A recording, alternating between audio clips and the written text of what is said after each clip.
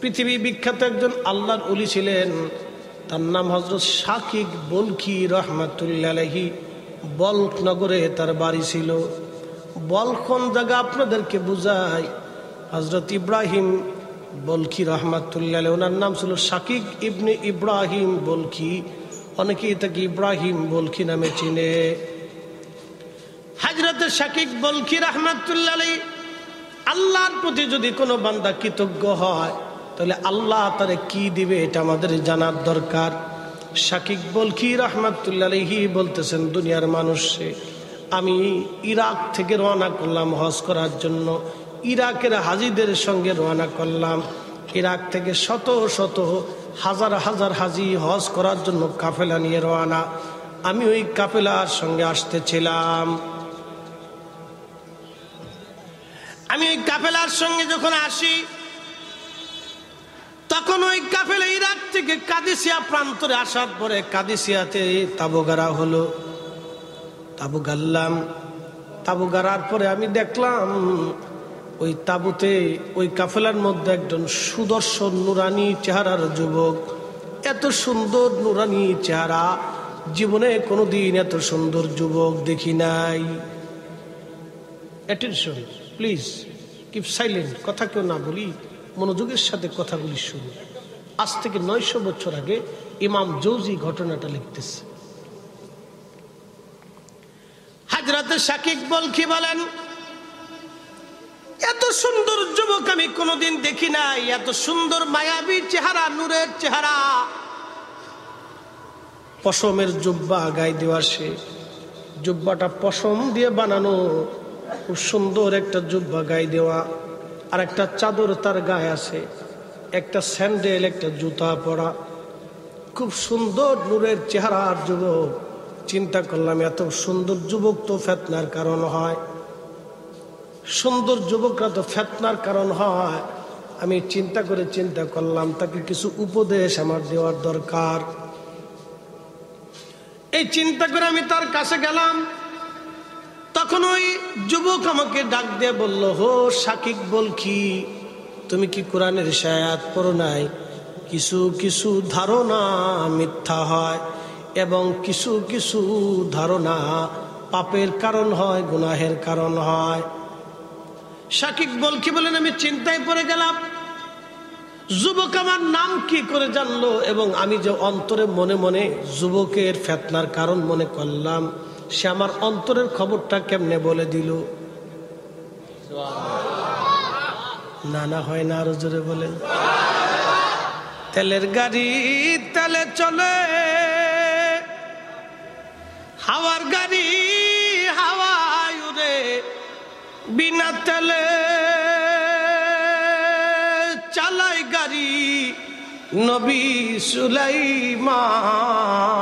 আমরা সেই মুসলমান, আমরা সেই মুসলমান। মসজিদের জুতা চুরি করে নিয়ে যাই।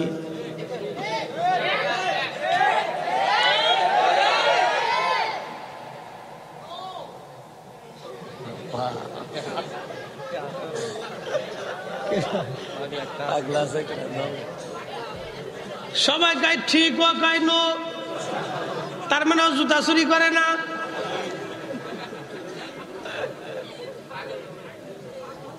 আচ্ছা থাকো, আমি আগে মাহফিল করে 30 টাকা পাইতাম।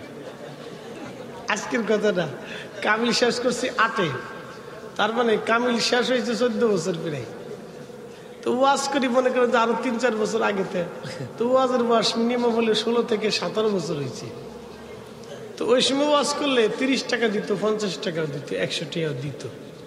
500 টাকা পাইলে বিরাট খুশি হইতাম, ওরে বাপরে বাপ অনেক টাকা পাইছি, বুঝছেন না? তো অনেকে আবার এই মাহফিল টাফিল শেষ হওয়ার পরে কত হুজুর জান গিয়া পরে দেখা করবানি, ওনার সাথে আর জীবনে দেখা হয়েছে না। চিন্তা করছি কিয়ামতে দেখা হইব। আবার অনেকে কইছে জানকে বিকাশে পাঠাই দেবানি, আর বিকাশে কোনোদিন আইসেও না, বুঝতে পারছেন? ওইটা আকাশে চলে গেছে। তো ওই সময় খুব কষ্ট করে আমি একজোড়া জুতা কিনছিলাম 1600 টাকা দিয়ে। তো এই 100 টাকা 50 টাকা গুছাই গেছে, এরকম একটা জোড়া জুতা কিনছি 1600 টাকা দিয়ে। তো তখন মনে করেন যে যুবক বয়স তো 1600 টাকা জুতা একটু পাঙ্কু পুঙ্কু দিয়ে ভাব বুপ দিয়ে আইছি। আমরা ফুলা পানে মনে করেন যে একটু পোশাক টুশাক বালা হইলে একটু ভাব বুপ দেয়, বুঝছেন না? জুতাটা বালা, ফ্যানটাও খুব বালা, একটু ভাব বুপ দেয় আর কি। এই ছোটকালের আর কি মনের ইচ্ছা আর কি। অন্ত এই বালা হলে কি আর খারাপ হলে কি, অন্ত একটু বাউের সুরত ধরছি। সুরত না ধরলে আমার আগে জুব্বা কিন্তু এত দামি টামি ছিল না, বাউটাও কম ধরতাম। তো অনেকে জিগে তো ফরিদি সাহেব চিনি নি, চিনি। তখন দাড়ি দুরিয়ার দূরে ছিল, একটা পাঞ্জাবি গায়ে দিয়ে ব্যাগ একটা কান্দে করে ওয়াজ আইছি।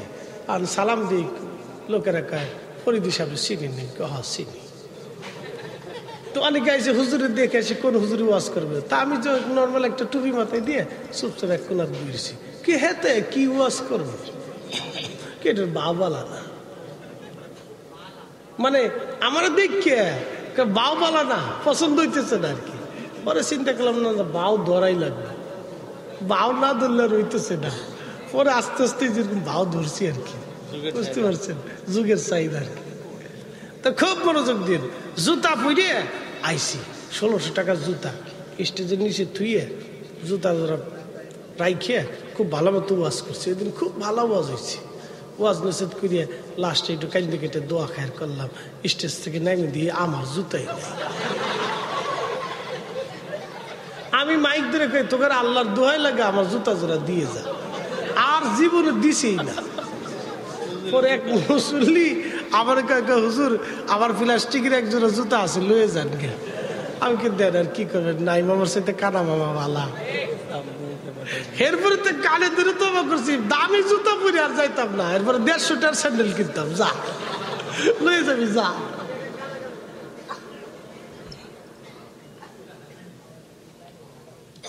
তেলের গাড়ি তেলে চলে,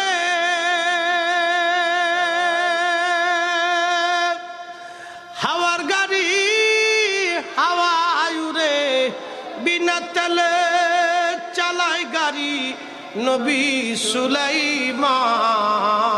আমরা সেই মুসলমান, আমরা সেই মুসলমান। শাকিব বলকি রাহমাতুল্লাহ বলেন, আমি চিন্তায় পড়ে গেলাম, এত সুন্দর যুবক। আমার অন্তরের কথাটা তিনি বলে দিলেন, কারণটা কি? আমার নামই কি করে জানলেন? তার সাথে তো আমার কোনো পরিচয় নাই, কোনোদিন দেখাও হয় নাই, সাক্ষাৎও হয় নাই। কিছুক্ষণ পরে দেখলাম এই যুবক আর আমার সামনে নাই, উধাও হয়ে গেছে। খুঁজতে লাগলাম, কাফেলা পার হয়ে আমি চলে আসছি। আবার বহু দূর আর একটা অঞ্চলে সে কাফেলা থামাইল। কাফেলা থামানোর পরে দেখি আমি তাকে খুঁজতে লাগলাম, দেখি তারে পাই কিনা। খুঁজে খুঁজে দেখলাম রাতের আধারে সবাই ঘুমায়, কিন্তু এই যুবক যায় নামাজ বিছায় নামাজে দাঁড়াইছে। এত সুন্দর নামাজ, আর দেখলাম কোরআন তেলাওয়াতে এসে চোখের পানি সেরে সেরে কাঁদতেছে, আর নামাজরত অবস্থায় সে থরথর থরথর করে কাঁপতেছে। চিৎকার মেরে ধরে বলেন সুবহানাল্লাহ।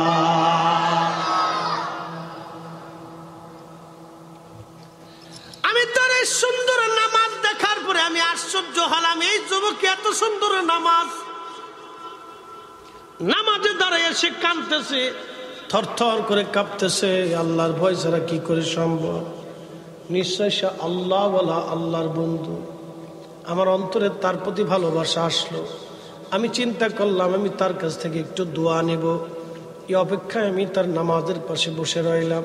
সালাম ফিরে আমাকে বলল, শাকিব বলকি শোনো, কেউ যদি আল্লাহর ইবাদত করে, ওয়াতাবা তওবা করে এবং আমিলা সালেহা নেক আমল করে, আর আমার রব্বুল আলামিন তার জীবনের সমস্ত গুনাহকে আমার আল্লাহ পাক মাফ করে দেয়।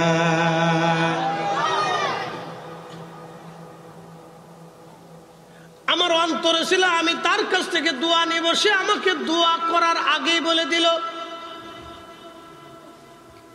এর কি কিছুক্ষণ পরে সে আমার সামনে থেকে চলে গেল। কিছুক্ষণ পরে দেখি সে আর নাই, উধাও হয়ে গেছে। চিন্তায় পড়ে গেলাম, এই যুবকটা কি? এত সুন্দর নামাজ, এত চমৎকার ইবাদত, আর বারবার আমার মনের কথাগুলি সে বলে দিচ্ছে কি এসে। আচ্ছা আপনারা বলেন, নবীর গোলামের হালত যদি এটা হয়, তাহলে আমার রসুলের এলেমের হালত কি পরিমাণে হতে পারে? যারা আমার নবীর এলেম নিয়ে প্রশ্ন তুলে, ওরাই হলো বর্তমান শয়তানের দালাল। হাত করে বলেন ঠিক না বেঠিক?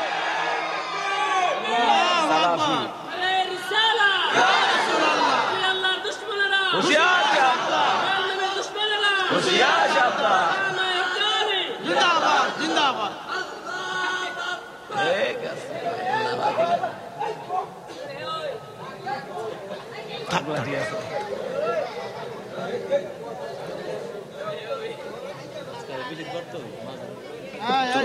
দলিল নাই, বুঝছেন?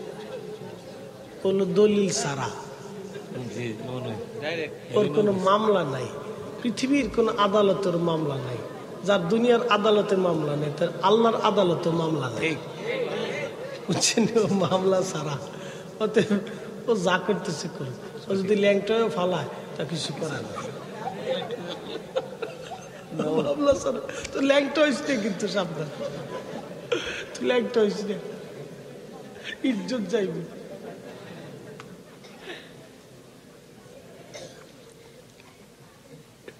শরিয়াজাত আখাউড়ার মুসলমান, পাশে তো আল্লাহর ওলি ঘুমায় রয়েছে। কি কথা বলেন ঠিক কিনা? পাশে অনেক বড় আল্লাহর ওলি একজন ঘুমানো, তাদের শাহাদাতের বিনিময়ে আজকে আমরা দিন পাইছি। ওনাদের শাহাদাতের কারণে আজ আমরা দিন পাইছি। আল্লাহর ওলি কাল্লা শহীদ রহমাতুল্লাহ ঘুমিয়ে গেছেন। আহা, শাহাদাতের বিনিময়ে আজকে আমরা এই কালেমায় জমিনে পাইছি। মুক্তিযোদ্ধারা যখন যুদ্ধ করেছিল তখন জীবনের মায়া করে নাই, দেশের মায়া বড় মায়া ছিল। কথা ঠিক কিনা? মুক্তিযোদ্ধারা যখন যুদ্ধ করেছে দেশের মায়া ছিল, জীবনের মায়া করে নাই। শত্রুর বিরুদ্ধে তারা যুদ্ধ করেছে, অস্ত্র চালিয়েছে। তারা জানে হয় মারবো না হয় মরবো। আমার গ্রামে মুক্তিযোদ্ধারা 12 জন মুক্তিযোদ্ধা আমার নিজের গ্রাম জন্মভিটায় 12 জন মুক্তিযোদ্ধা 200 পাকিস্তানি মিলিটারির সঙ্গে যুদ্ধ করেছিল কয়েক ঘন্টা ব্যাপী। 11 জন মুক্তিযোদ্ধা শহীদ হয়েছিল, একজন মাত্র বেঁচে ছিল। বুঝতেই তো পারছেন, জীবনটাকে উপেক্ষা করে দেশটাকে তারা ভালোবাসছে। এক সাগর রক্তের বিনিময়ে বাংলার স্বাধীনতা আনলে যারা, আমরা তোমাদের ভুলবো না, আমরা তোমাদের ভুলবো না। কিন্তু অনেক মুক্তিযোদ্ধা ভিক্ষা করে খায়া মারছে। কি কথা করলে? দুর্ভাগা জাতি আমরা, হতভাগা জাতি। সেই আফসোস, আমরা তাদেরকে প্রকৃত সম্মান দিতে পারি নাই।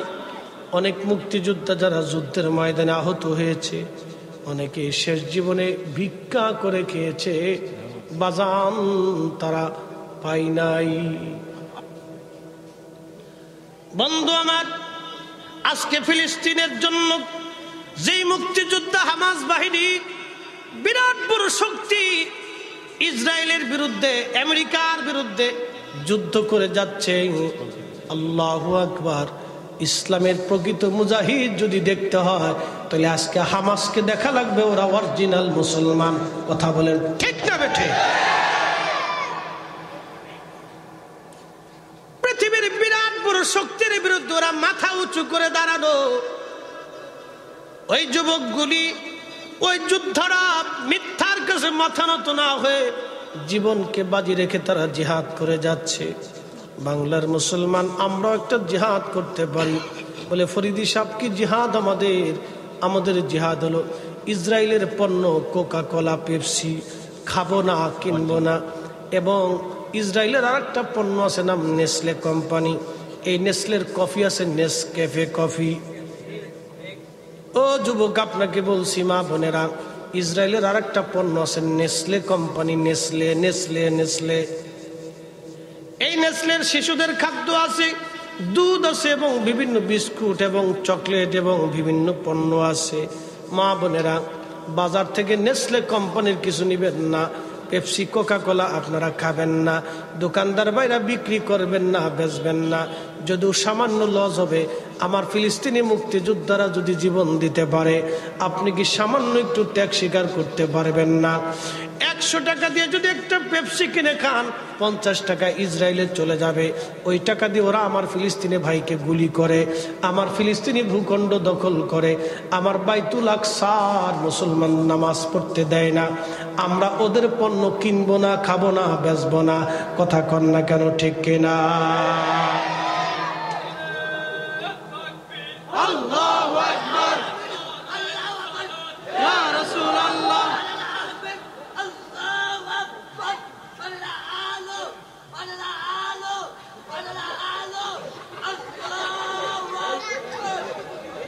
না, ঠিক আছে, ঠিক আছে, থাক থাক। আচ্ছা, থাকটা থাক, কি করার আছে? তো পাগল তো হচ্ছে না। আখাউড়ার মুসলমান, তাহলে বলেন, ইসরায়েলের পণ্য বয়কট করে আমরা প্রতিবাদ করতে পারি কিনা? যারা বলেন পারবো কিনা? এটাও আমাদের জন্য জিহাদ। কথা বলেন, ঠিক না ঠিক? মোরা একটি ফুলকে বাঁচাবো বলে যুদ্ধ করি, মোরা একটি ফুলকে বাঁচাবো বলে যুদ্ধ করি, মোরা একটি মুখের হাসির জন্য বস্ত্র ধরি, মোরা একটি ফুলকে বাঁচাবো বলে যুদ্ধ করি। প্রিয় আখাউড়ার মুসলমান, জমিনে স্বাধীনতার জন্য মুক্তিযোদ্ধারা জীবন দিয়েছিল। সেই দিন কালেমার জন্য কাল্লা শহীদ রহমাতুল্লাহ আলাইহি জীবন দিয়েছিলেন সেই দিন। কথা বলেন, ঠিক কিনা? বাবা মুসলমান, তাদের রক্তের বিনিময়ে এই জমিনে কালেমার আওয়াজ পেয়েছি। শাহজালাল ইয়ামানি মুজাদ্দিদির রক্তের বিনিময়ে, ত্যাগের বিনিময়ে এই জমিনে আমরা কালেমা পেয়েছি। বাজান, শাহজালাল ইয়ামানি মুজাদ্দিদি যদি বুকে হাত বেঁধে নামাজ পড়তেন, 800 বছর ধরে এদেশের মুসলমান বুকে হাত বেঁধে নামাজ পড়ত। উনি যদি নামাজে জোরে আমিন বলতেন, 800 বছর ধরে এই জমিনে মুসলমানরা আমিন জোরে পড়ে নামাজ পড়ত। শাহজালালকে উনার শরীরে সরাসরি রাসূলুল্লাহর রক্ত প্রবাহিত। তো কোন রক্ত? আমার দেশে অনেকে আওলাদে রাসূল দাবি করতে পারেন, কিন্তু অরিজিনাল আওলাদে রাসূল কারা বলে দিয়ে যাই। যাদের রক্তের মধ্যে হাসানি হুসাইনি থাকবে, হাসানি হুসাইনি, এরা হলো অরিজিনাল আওলাদে রাসূল। ভাইজান, আরো আনুষঙ্গিক যদি থাকেন, নামকা বাস্তে আওলাদে রাসূল হবে, কিন্তু প্রকৃত আওলাদে রাসূল হবে না। প্রকৃত আওলাদে রাসূল হাসানি ওয়াল হুসাইনি। হুজুর গাউসে পাক ছিলেন হাসানি ওয়াল হুসাইনি। মারহাবা বলবেন না? শাহজালাল ইয়ামানি মুজাদ্দিদি হাসানি ওয়াল হুসাইনি। এই রক্ত ধরে ইমাম মাহদী দুনিয়াতে আসবে, ইমাম মাহদী দুনিয়াতে আসবে। চিৎকার মেরে জোরে বলেন আল্লাহু আকবার। এটা অনেক দামি রক্ত, দামি রক্ত। আরো সামনে আসতেছে, বুঝাইতেছি। এমন একজন আল্লাহর ওলির জীবনী বলতেছি, শুনে যাবেন। রক্তের ওজন কত বুঝাইতেছি আপনাদেরকে আজ। ভাইজান, খুব মনোযোগ দিয়েন। আমার দেশে অনেকেই বলে আমি কুরাইশি, আমি অমুক আওলাদে রাসূল। নসল আপনি টান দিয়ে দেখেন কোনটা আওলাদে রাসূল। বাজান, আওলাদে রাসূল কোনোদিন মিথ্যা কথা বলতে পারে না। আওলাদে রাসূল তাহাজ্জুদ নামাজ কাজা করতে পারে না। আওলাদে রাসূল কোনো মহিলার সামনে বসতে পারে না। আওলাদে রাসূল কোনোদিন বেগানা হতে পারে না।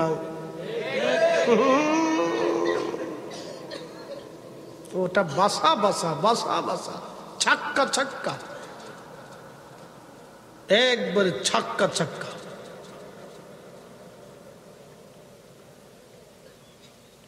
শুনিয়া যা না খাওয়ার মুসলমান, রাসূল কারীমের রক্তের বিরাট বড় ওজন, বিরাট বড় দামি রক্ত এটা। শাহজালাল রহমাতুল্লাহ যদি 8 রাকাত তারাবি নামাজ পড়তেন, 800 বছর ধরে দেশের মুসলমান 8 রাকাত তারাবি নামাজ পড়তো। কথা কোন ঠিক কিনা?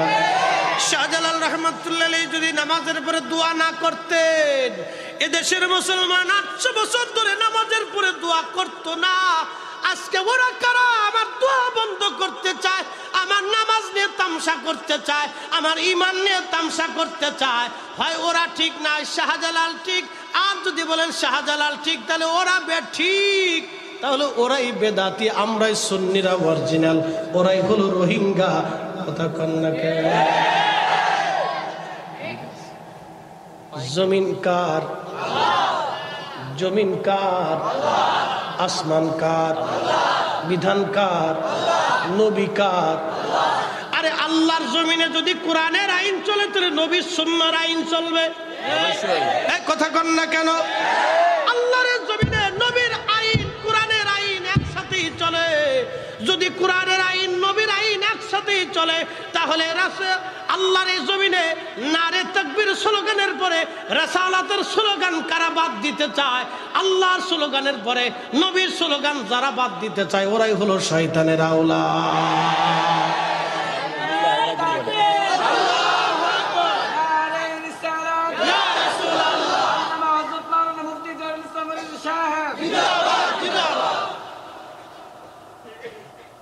এত দলিলের দরকার কি?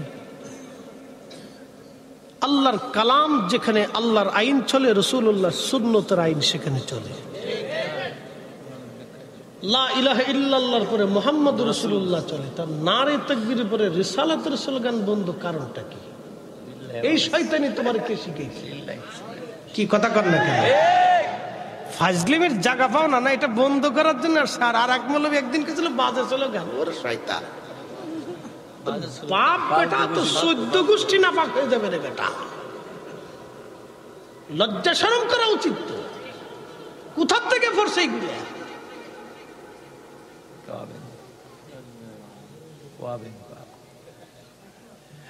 এ মুসলমান, খুবই মনোযোগ দিয়া শুনিয়া যান।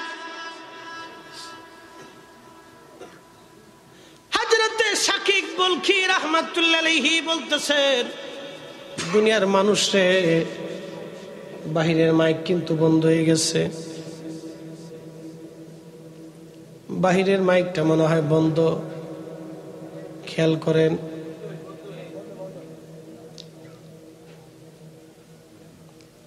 বাহিরের মাইকটা মনে হয় বন্ধ, খেয়াল করেন। ঠিক কিনা? না না না, হয়তো ডিসকানেক্ট হতে পারে, খেয়াল করেন। ওই বইব একটু দূরে শুয়ে বলিয়া, এই যে বেড়াইছে দূরে শুয়ে বলিয়া, আল্লাহুম্মা সাল্লি আলা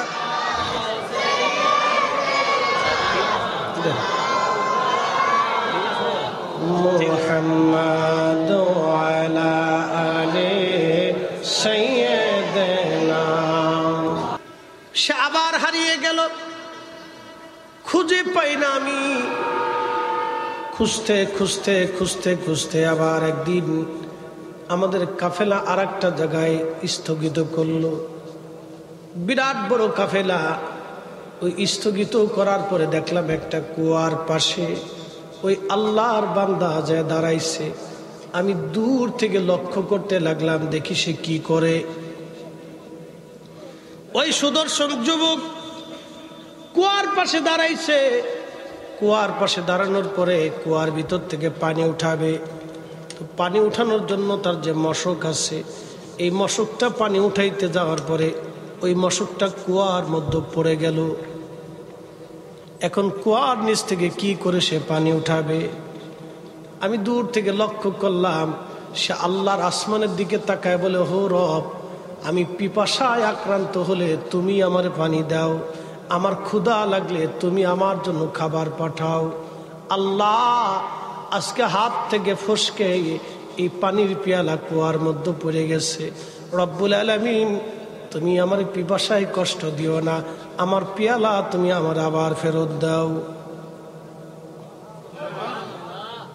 অ্যাটেনশন, কি পাওয়ার দিকে এই যুবক ডাকতে বলতেছে, রব ক্ষুধা লাগলে তুমি আমার খাবার দাও, পিপাসা লাগলে তুমি তো পানি দাও। আমার পানির পেয়ালাটা কুয়ার মধ্যে পড়ে গেছে, আল্লাহ তুমি আমার পেয়ালাটা ফেরত দিয়ে দাও। শাকিক বলকি রহমাতুল্লাহ আলাইহি বলেন, আমি দেখলাম কুয়ার নিচ থেকে পানি উঠে উঠে উঠে উঠে একেবারে কুয়া পরিপূর্ণ হয়ে গেল। আর ওই যুবক বান্দাটা ওই কুয়ার ভিতর থেকে তার পেয়ালাটা, কাঠের পেয়ালাটা নিয়ে পানি পান করে ওযু করে সে নামাজে দাঁড়ায় গেল। একবার জোরে বলা যাবে কি মারহাবা? পাওয়ার আছে না নাই? এই জমানার ওলিদের পাওয়ার আছে না নাই? আছে আছে আছে আছে। আপনি বুঝেন না, মানেন না, সেটা আপনার দোষ। বাবারে, নবীর গোলামের হালত যদি এটা হয়, তাহলে আমার রাসূলের হালত কেমন ছিল? সহিহ বুখারীতে নবী বলেন, ওয়া ইনসালানি লাউতিয়ান্নাহু ওয়ালা ইস্তাআযানি লাউইজান্নাহু। আমার ওলিরা চাইতে দেরি হয়, আসমান থেকে আমি আল্লাহ দিতে দেরি করি না। তেলের গাড়ি তেলে চলে, হাওয়ার গাড়ি হাওয়ায় উড়ে, বিনা তেলে চালায় গাড়ি নবী সুলাইমান। আমরা সেই মুসলমান, আমরা সেই মুসলমান। শাকিক বলকি রাহমাতুল্লাহি আলাইহি বলেন, এরপর আমি আরো আশ্চর্য, কিছুক্ষণ পরে দেখি সে আর নাই, আবার উদাও হয়ে গেল, কোথায় গেল খুঁজে পাই না। আমি আশ্চর্য হতে লাগলাম, কে এই যুবকটা? আমাকে চিনতেই হবে, পরিচয় কি? আবার কাফেলা চলতে লাগলো। বহুদূর আসার পরে কাফেলা আবার স্থগিত, বিশ্রাম স্থগিত করার পরে আমি দেখলাম সেই যুবককে দেখা যায়। আমি তার পিছু নিলাম। সে মরুভূমির মধ্যে যাওয়ার পরে সে একটা তার বাসনের মধ্যে পানি ঢাললো। পানি ঢালার পরে কিছু বালি নিয়া ওই বালিগুলি তার পাত্রের মধ্যে ছেড়ে দিয়া সে পান করতে লাগলো, খাইতে লাগলো। সুবহানাল্লাহ বলবেন? তার বাসন কাঠের বাসন, আগে কাঠের বাসন রাখতো। এই কাঠের বাসনের ভিতরে সে পানি ঢাললো। মরুভূমির ভিতর থেকে বালিগুলি উঠেই আসে, বালিগুলি ছেড়ে দিল। ওই বালিগুলি মিক্সার করে সে খাইতে লাগলো। আমি আশ্চর্য হয়ে গেলাম। আমি তাকে যে সালাম দিলাম, সালাম দিয়ে বলেন, আল্লাহর বান্দা, আপনি দয়া করে আপনার খাবারে আমার অংশগ্রহণ করান, ওই নিয়ামতপূর্ণ খাবারটা দয়া করে আপনি আমারে দেন। শাকিক বলকি বলতেছে, সে আমাকে দিয়ে দিয়ে বলল, হো শাকিক বলকি, আল্লাহর নিয়ামতে সন্দেহ করতে হয় না, আল্লাহর দেওয়া রিজিকে সন্দেহ করতে হয় না, নেন বিসমিল্লাহ বলে শুরু করেন। শাকিক বলকি বললেন, ওই বালুযুক্ত খাবার পানি আমি যখন খাওয়া শুরু করলাম, দেখলাম ওটা বালি না, ওটা ছাতু হয়ে গেছে, বার্লি হয়ে গেছে। ছাতু চিনছেন?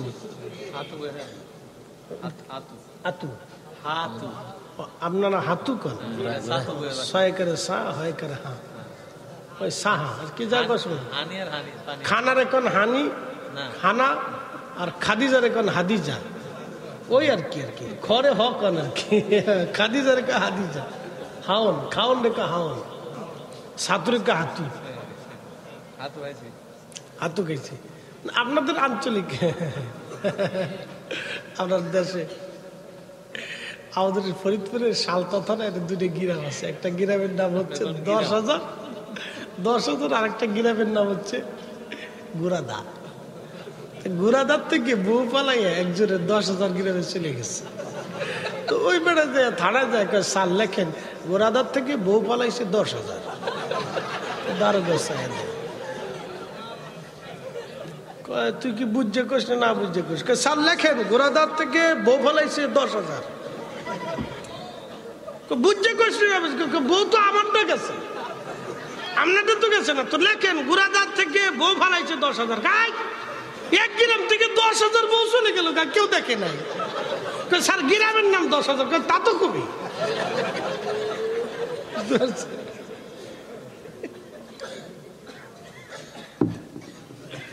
আঞ্চলিকতা সাতুরে হাতু বানাইছেন খাদিজারে হাদিজা বানাইছেন খাওয়ানরা আউন বানাইছেন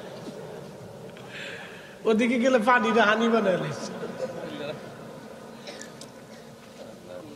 বাংলা ভাষার তৈরি ভারতের নদিয়া লালন পালন কুষ্টিয়া ঝিনাইদহ আহত হয়েছে যে কুমিল্লা নোয়াখালী নিহত চট্টগ্রাম দাফন কাপন খাগড়াছড়ি বান্দরবান বাংলা ভাষা শেষ কি কথা ঠিক কিনা সিলেটে গেলে কয়ে খিতাও বা শোনা বালা শুনি রে বা সকাল লঘু খাইতা না বিকেল লঘু খাইতা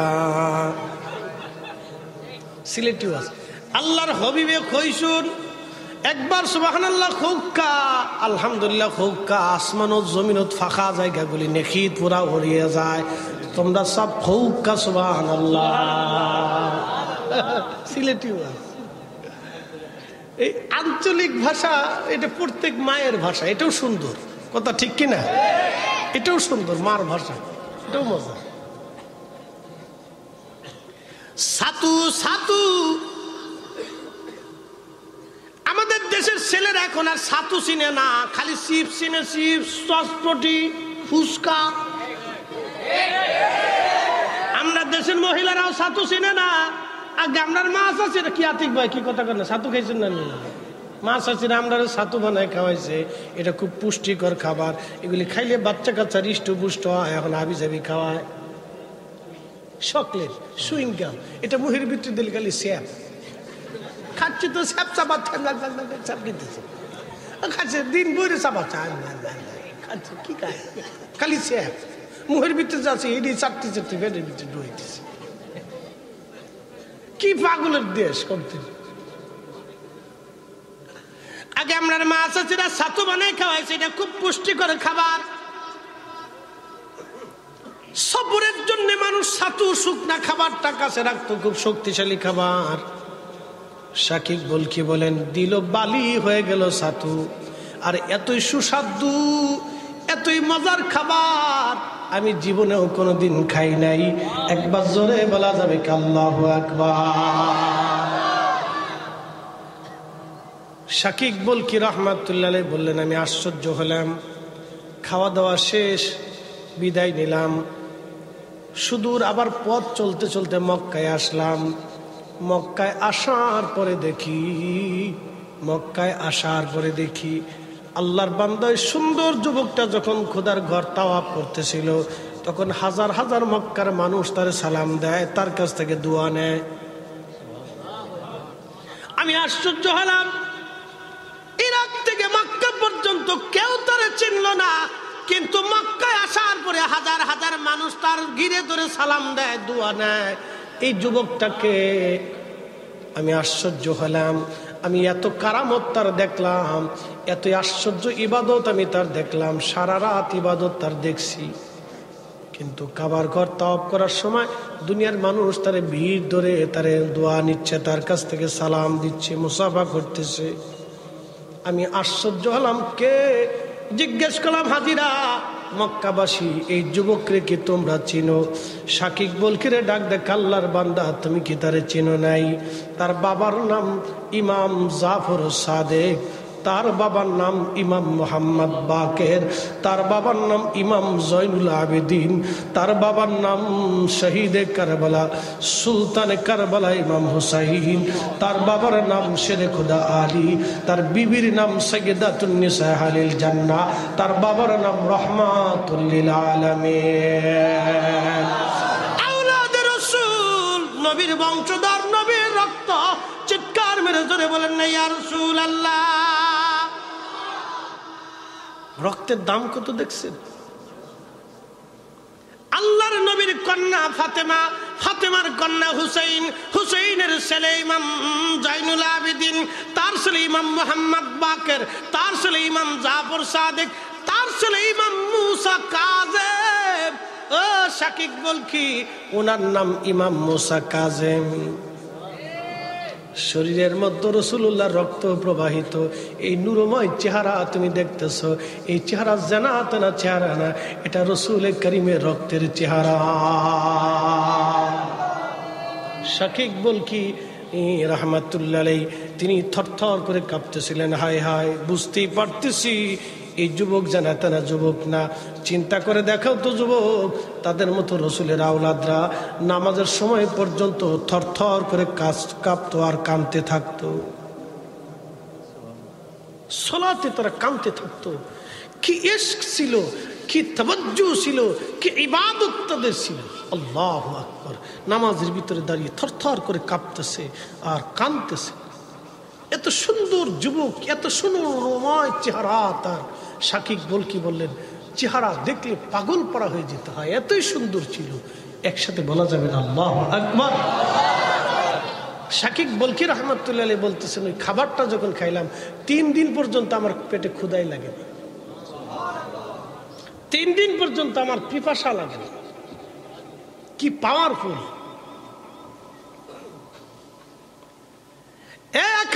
মুসলমান, আমাদেরকে এরকম হওয়া লাগবে, ইবাদত গুজারি, আল্লাহ পাওয়ার জন্য পরিশ্রম করা লাগবে।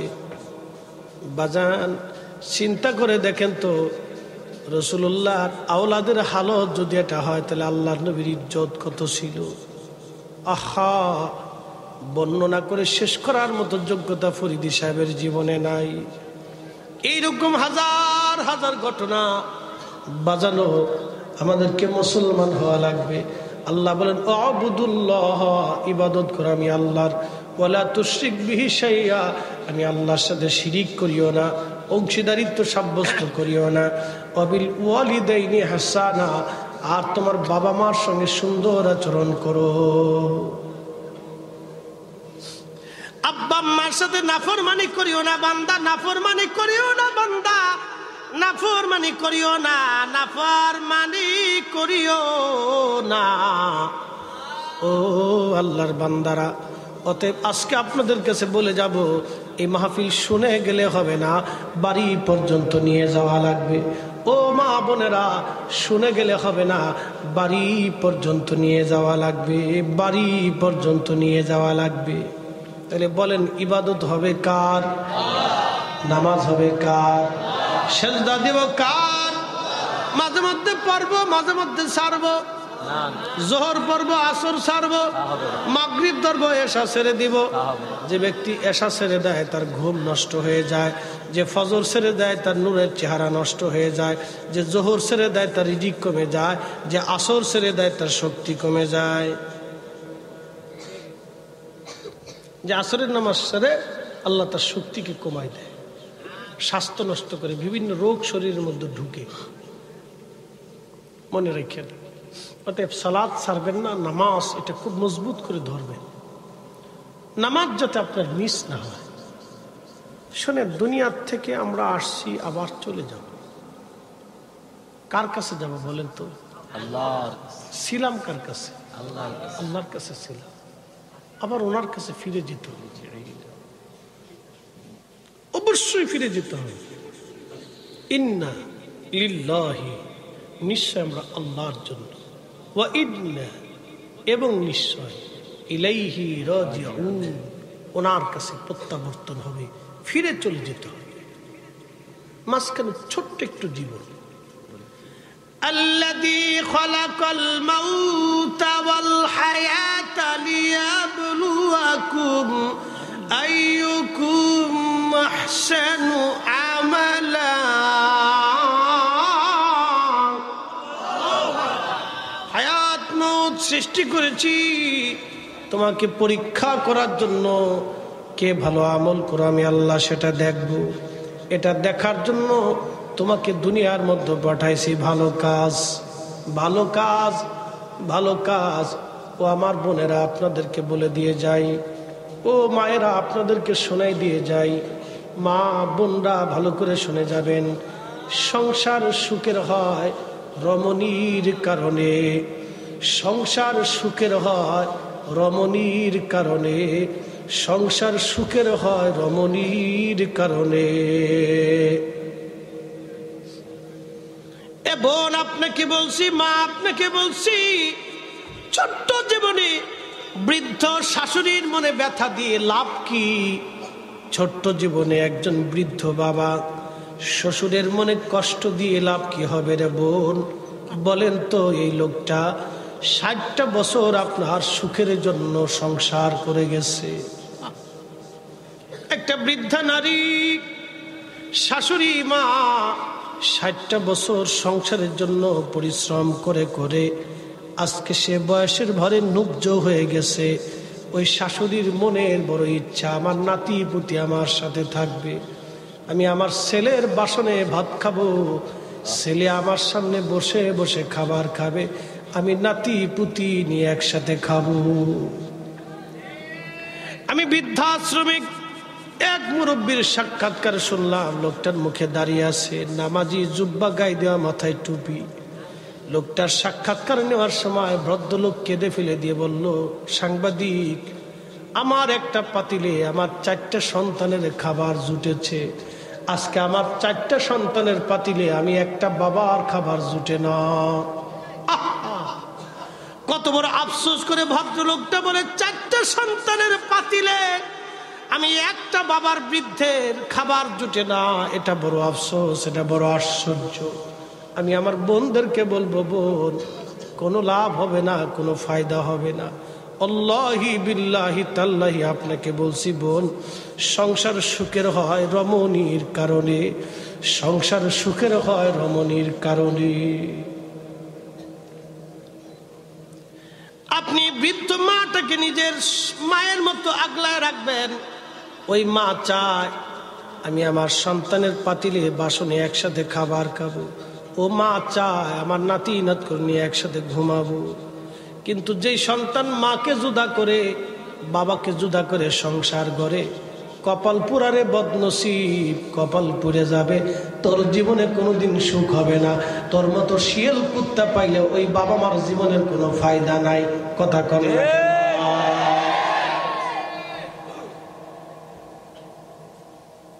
শোনেন, এদেশে 100%-এ 85% বাবা মা সন্তান কর্তৃক নির্যাতিত হয়, বলতে পারে না, নিভৃতে নির্জনে সহ্য করে, কথা বলতে লজ্জা পায়, শরম করে, কার কাছে বলবে? এটার জন্য কোনো আইন আদালত নেই। যদি একটা আইন থাকতো যে বাবা মামলা করবে সন্তানের বিরুদ্ধে, সন্তানকে সমস্ত সম্পদ থেকে বঞ্চিত করে দিয়ে ওকে একবারে মাহরুম করে দেওয়া। তেজ্যপুত্র করলে তো কিছু দিতে হয়, কোনো কিছু পাবেই না, শেষ।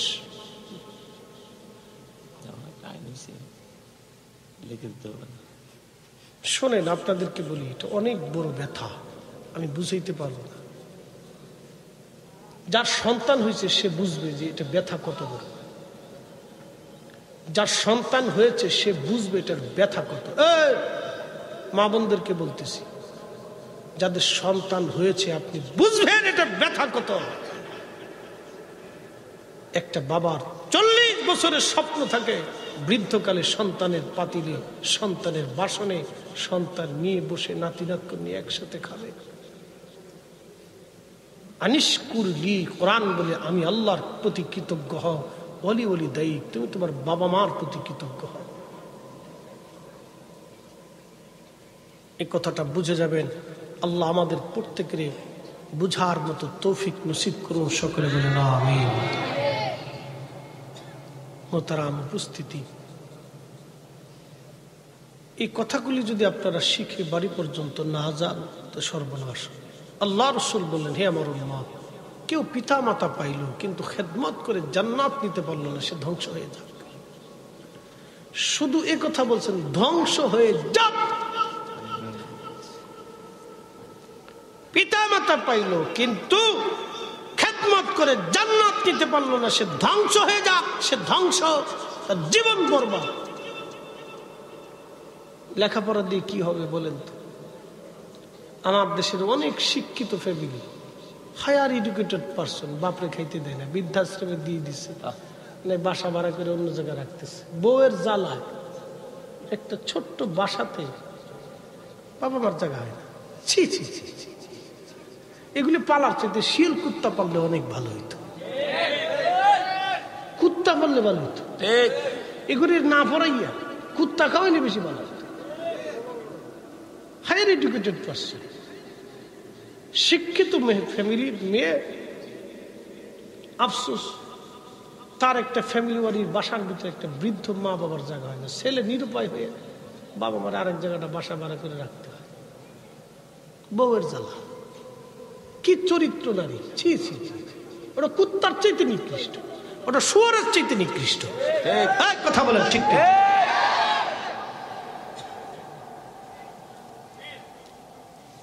আল্লাহ আমাদের প্রত্যেকের বুঝার তৌফিক দিক বলুন। এসেছেন যত নবী সকলের